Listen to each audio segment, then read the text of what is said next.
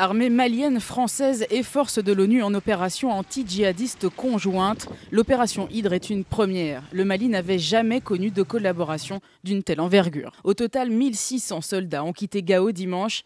Ils sont postés de part et d'autre du Niger jusqu'à la capitale Bamako. Parmi eux, au moins 600 Français.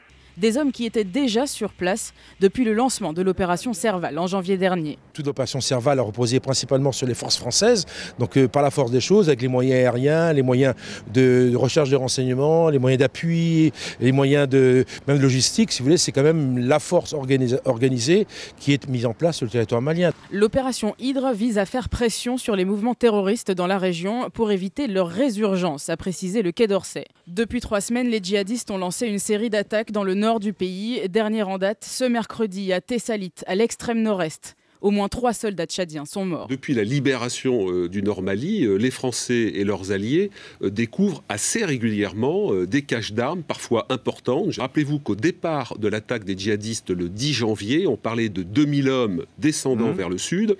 Visiblement, il y a eu 500, 600 tués lors des combats, 300 à 400 prisonniers.